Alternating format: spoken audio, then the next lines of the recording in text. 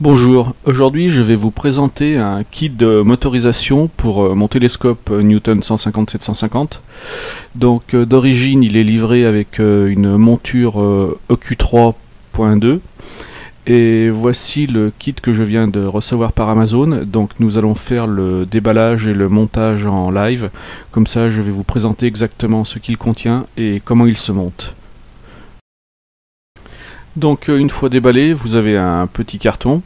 Nous allons regarder ce qu'il y a à l'intérieur. Donc tout est très bien conditionné. Vous avez déjà une notice, par contre en anglais.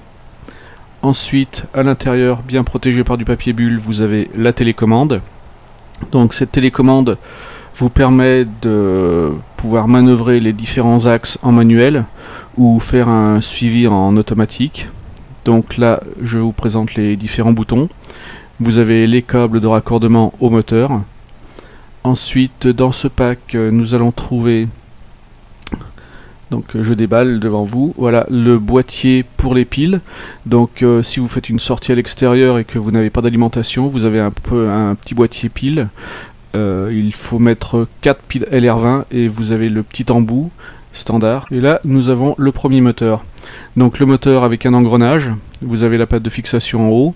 Vous avez le branchement qui est devant. Nous avons aussi le deuxième moteur pour le deuxième axe. Donc le deuxième axe qui se présente comme ça. Donc vous avez un accouplement ici en plastique souple qui permet d'accompagner en douceur l'axe. Comme vous pouvez le voir, cette monture à l'origine est déjà prévue pour être motorisée. Donc la vis a déjà été prévue, c'est pour ça que vous n'allez trouver qu'une seule vis dans le package. Donc vous démontez la vis d'origine, ensuite vous prenez le premier moteur, celle avec l'accouplement, vous vérifiez que l'accouplement est bien dévissé au niveau de la tige, vous avez la patte de fixation qui va au niveau du trou, donc vous insérez simplement le moteur au niveau de l'accouplement sur la tige.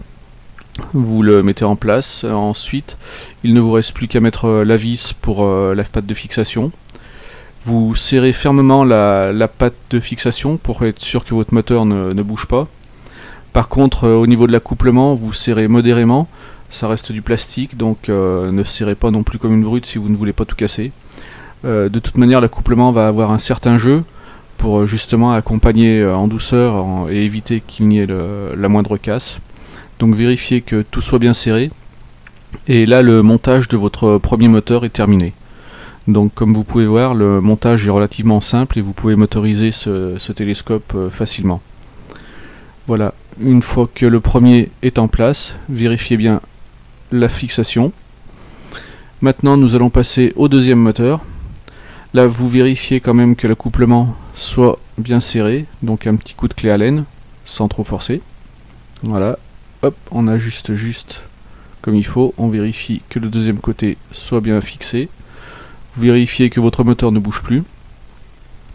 Donc maintenant nous allons passer à la suppression de la tige qui ne nous sert plus. Donc maintenant le moteur va se charger de faire manœuvrer le télescope, vous n'avez donc plus besoin des tiges. Donc maintenant nous allons monter le deuxième moteur. Comme vous pouvez le voir, le deuxième moteur nécessite une petite vis qui est fournie. Donc nous la mettons dans l'encoche qui est prévue.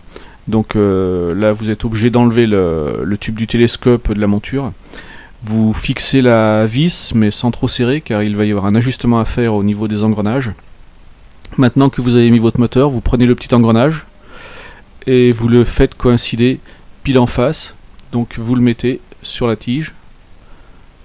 Et voilà, vous essayez de faire coïncider, vous serrez très légèrement l'engrenage, car il va y avoir un petit peu de jeu à rattraper. Voilà, une fois que vous avez serré votre engrenage, au niveau du moteur, vous le recalez, pour que les deux engrenages soient bien l'un dans l'autre. Et un petit coup de serrage, et votre deuxième moteur est installé. Donc vous voyez, les deux moteurs sont installés relativement rapidement. Après, il ne va plus rester qu'à installer la télécommande. Donc une fois vos deux moteurs montés, nous allons passer à la télécommande. Vous voyez les différents boutons. Donc le premier, c'est pour choisir l'hémisphère. Donc vous avez hémisphère nord, hémisphère sud.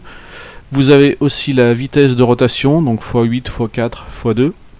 Vous avez les boutons pour les différents mouvements, donc ascension droite et déclinaison. Vous avez l'alimentation en 6 volts, donc soit vous pouvez mettre une alimentation extérieure ou des piles. Et vous avez les deux prises qui vont venir se connecter sur vos moteurs. Nous allons maintenant passer au branchement de la télécommande sur les moteurs. Donc le premier câble qui est l'ascension droite va venir se brancher sur le premier moteur que nous avons monté. Donc vous ne pouvez pas vous tromper, il y a un sens sur la prise. Donc vous mettez la première prise, ensuite, très simple, la deuxième prise sur le deuxième moteur. Au cas où vous vous trompez de sens, enfin où vous vous trompez de moteur, ça n'a aucune incidence, ça sera simplement l'ascension droite et la déclinaison qui seront inversées, donc ça ne peut absolument rien abîmer. Maintenant, nous allons prendre une alimentation externe, la brancher sur la télécommande et voir comment tout cela fonctionne. Donc maintenant que tout est branché, je vais tester l'alimentation. Donc j'ai pris une alimentation sur 220 parce que je n'ai pas trouvé de pile LR20. Et vu le prix des piles LR20, j'ai meilleur compte d'acheter une petite alimentation. Donc une fois branché, vous avez la diode centrale en verte qui passe en rouge dès que vous appuyez sur un bouton.